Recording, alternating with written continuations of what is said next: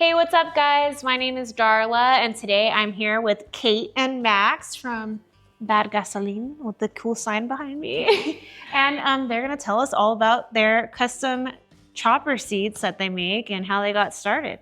So take it away. Thank you. Yeah, we're so happy to have you here. Thank you for my little throne and everything. We got started last year. We made our first seats for our own bikes when we were building our Sportsters out, and we had a lot of fun doing it. Mm-hmm. So that was a couple of years ago, and then last year we really got the ball rolling with Bad Gasoline and making custom ones for other people. Were you already like into sewing and stuff, or was making your seat kind of like you getting your feet wet and figuring it out? A little bit of both. I had done a little bit of leather working and a little bit of sewing growing up and in college, and then it wasn't really until the seats that we were pretty serious about it and really getting into it.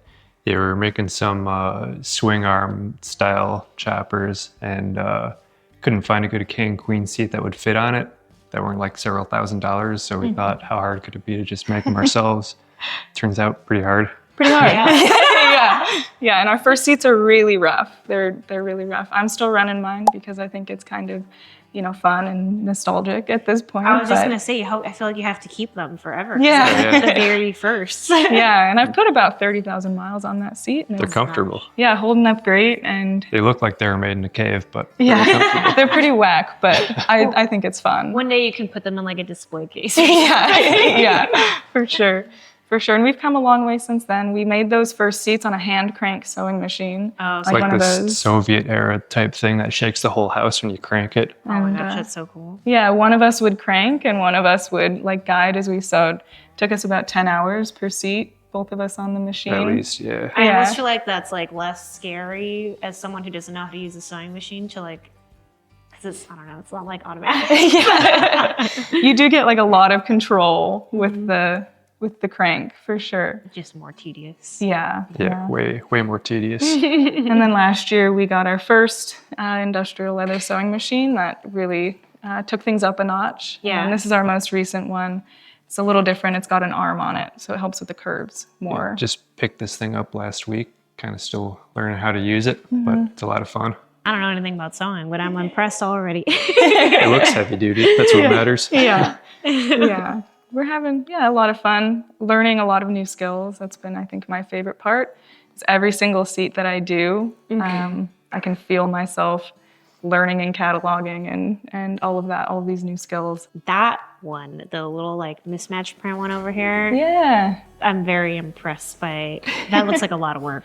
It was a lot of work, yeah. I quilted the top from black and white individually, sewed all the triangles together. I've never done any kind of quilting before, so that was a big learning curve too. And with the vinyl, you can't really iron your seams down. So I was having a lot of trouble getting them to lay flat in order for like a sort of smooth, seamless thing. But I'm pretty happy with how it turned out.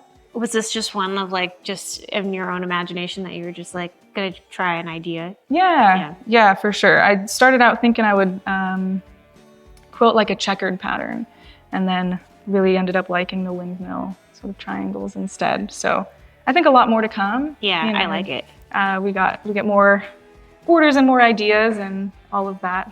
We love making wacky stuff. The wackier, the better. The ones that are like just your random like thoughts, are those the ones that you're selling kind of like at the swap meets and stuff? Yeah. Or you're putting them up like on Etsy or something? Or we have a website, yeah. Oh, okay, cool. Website, and they're on Instagram too, if somebody sees them on Instagram and likes them. Yeah. We'll kind of come up with an idea for a insane seat and then try it a few times. It's a lot of trial and error. We have a seat graveyard hidden away, seats that didn't work out, just like a pile of them. But each one gets a little better, so we keep moving forward. You should post something for Halloween of your little seat graveyard, put some spider webs on them. Yeah, that's a great idea. There are spider webs on them. Yeah. And we're working on this one right now. This is our current work in progress that we're kind of workshopping. It's got an integrated tool roll. So easy access as you're on the road. Just slides right in, and I like it. fit, we're The moving along. the thickness of it right now, it's giving me like a platform boot, Yeah, we get that comment a lot actually. Like these ones look like high heel shoes. Yeah, totally. That's so funny how they like resemble the fashion that way. Maybe you'll see some crazy shoes that inspire you to make a seat. Totally. Yeah. Yeah, but we want to do a bunch of weird chopper seats like that, like one that holds one beer can, or just like a pack of cigarettes. Oh my gosh, that would So be it just cool. like slides right in there. Yeah.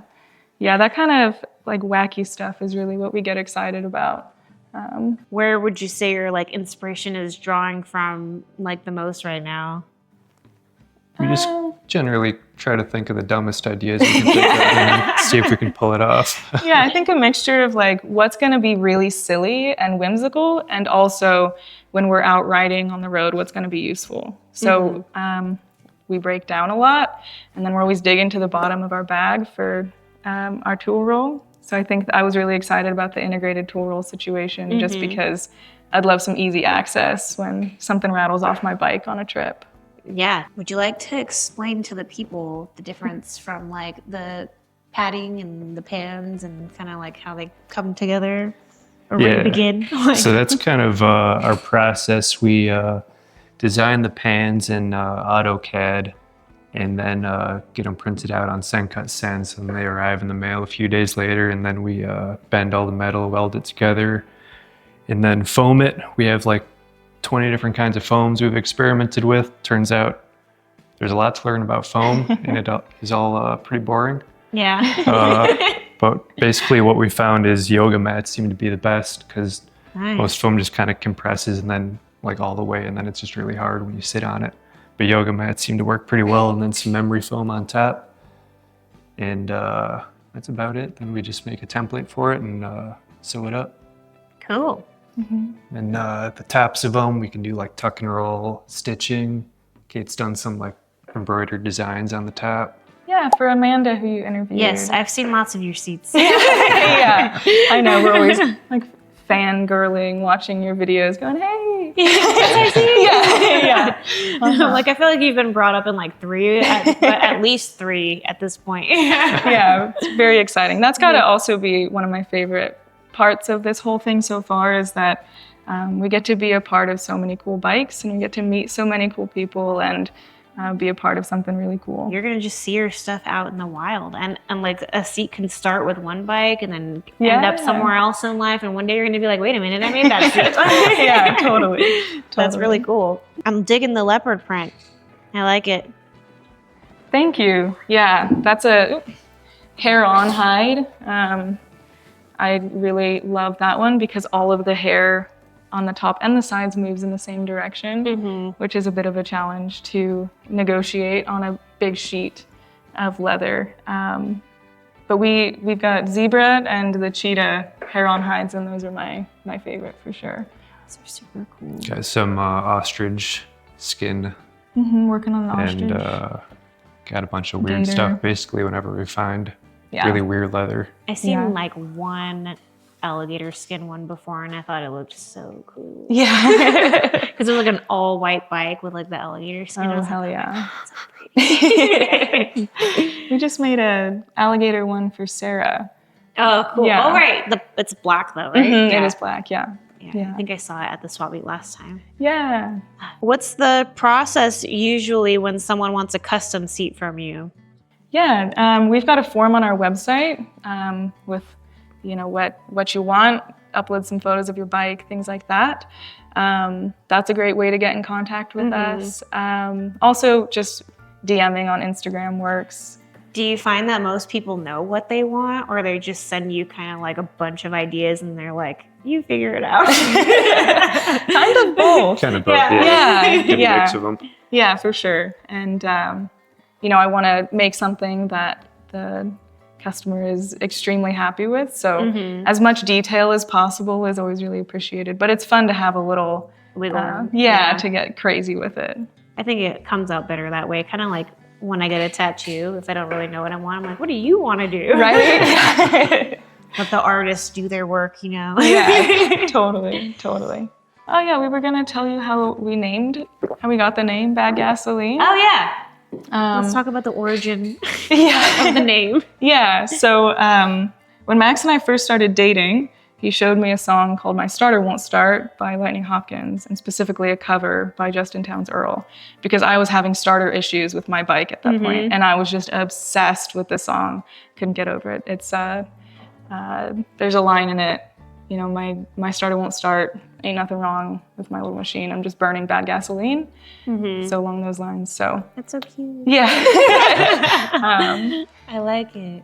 So I've been kind of obsessed, you know, and then we run into, you know, we're burning bad gasoline all the time too. So when we were trying to think of a name for the company, I think we kind of just landed on Bad Gasoline. I'm gonna buy a t-shirt because I think when I first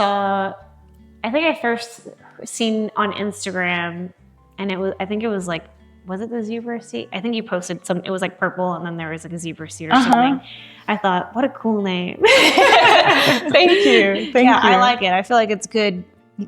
Having a good name is like already a big part of marketing. Yeah. So. Thank you. Yeah, we went back and forth for a while. We couldn't decide.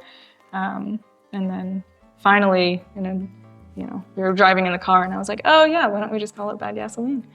That's kind of nice. Yeah, how we ended up on that. Are you still doing like another job on the side right now? Oh yeah. Yeah, we both have full-time jobs on top of so this. You're busy. Yeah, very, very busy. Yeah, we are. work all day and then come home and work on seats basically. And then weekends we're, you know, out at the swap or events, which has been amazing. It's been really great to meet so many people and get to, you know. One day you'll be able just to do this full time. That's the dream. That would be nice. Yeah. Yeah. That's my dream too, but for YouTube.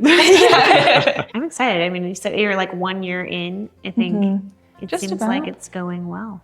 Yeah. We've got building up the skills enough now where we're pretty confident in that now. Starting to take on some more complicated upholstery stuff, which is nice. Yeah, for sure.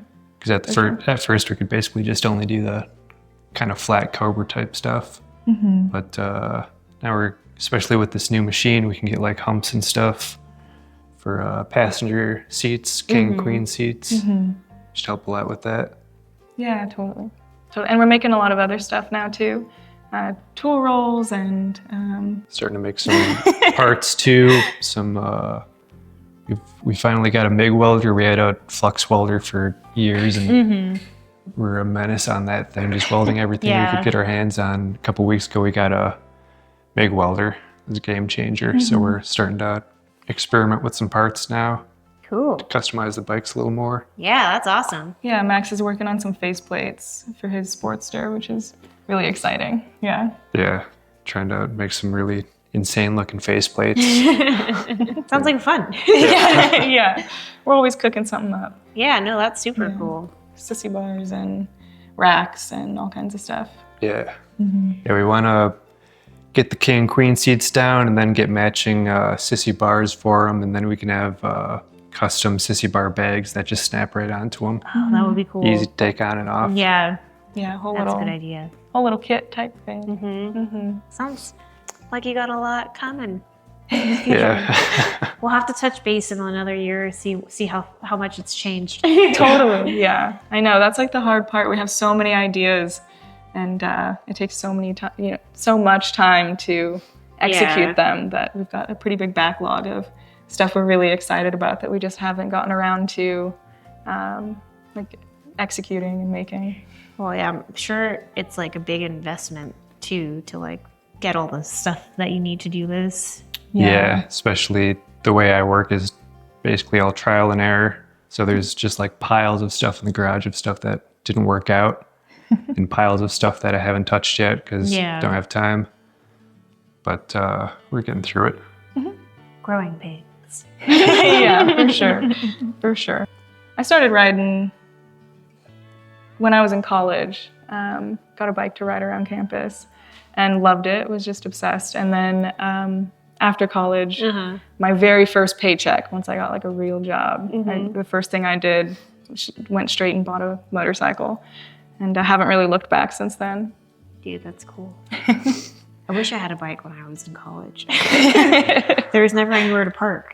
Yeah. Right? Yeah. Yeah, for sure. Yeah, what about you?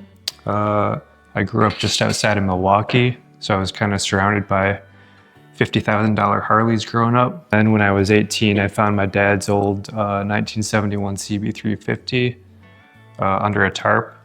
And then I was just obsessed. Didn't know motorcycles could be that cool. Was really into Japanese motorcycles for up until we got the Sportster. I got a soft spot for Sportsters now. We were originally gonna make some CB 750 choppers, but figured the Sportster was probably an easier place to start with those. Yeah. Owned probably like 10 or so bikes. Most of them were pieces of shit. So it's nice to finally have a bike that usually runs. So I was riding in college in winter in Wisconsin, would just ride year round, and moved out here to get some warmer weather. It's too cold in Wisconsin. I've never been there, but Yeah, it's cold. I wanna go. Sounds like a cool place to go. But a lot nicer riding out here. Yeah, definitely. Yeah, now we've got a bunch of bikes down in the garage. It's kind of full of them. And Yeah, we I want saw more. when I was Yeah. A lot of projects. Yeah, always something to work on. About half of them run. Almost half. Yeah. I have Give to or take. ask, just because when we were driving up, I was like, damn, like all this gravel and stuff having to get in and out on the bike. So you're just like a pro at that now? Like, Yeah. Yeah, we don't fear gravel anymore. Yeah. Yeah. One of the main reasons why we don't have hardtails. Yeah. A lot of mountain roads, lots of potholes. Yeah. And then it's about, what, a half mile of gravel to get to the highway from our house. So, yeah, that's a lot. yeah. We're in a big old truck, and and I was just thinking, like, damn, they have to ride out here like on their bikes like this. Yeah, yeah. When we first put like the extended forks on our Sportsters, we were a little nervous about, so we build it in the garage and then we have to get it out to the roads. So the first thing that we did when we put those extended forks on was take it down pretty steep gravel. And it was fine. We had a great crashed time. It. Yeah. Out in the driveway. Yeah. It's good. Yeah. Yeah. Well, is anything you'd like to say to the people before we close out here? And I don't know. Hit us up for seats. We're really excited. Yeah. Excited to make you a seat. That's exactly what you're dreaming up. And Especially if you got some weird ideas, we'll give them a shot. yeah. And catch us at the 𝗂𝐭𝐜𝐵 Breakdown mid-October, October 17th through 19th. We'll be there slinging seats. Tool rolls. and you guys ship Oh yeah. Oh yeah. everywhere? Yeah. Okay. We have a lot of viewers that are outside of the U.S. too, so We'll ship. wherever you are, everything's going to be linked in the description below. So don't be shy. Hit them up, get a quote, just have a conversation. That's all it takes, a little conversation to just see. Yeah, for sure. For sure. Yeah, and thank you so much for having us over here. I mean, when they watch the video, things are happening while we're talking, but we're about to have all the fun part right now. So I'm excited. Yeah, for sure. All right, well, I guess let's get to it and stay tuned for the next one and like, share, and subscribe and all that jazz. Thanks. Okay, thank you. It's going faster.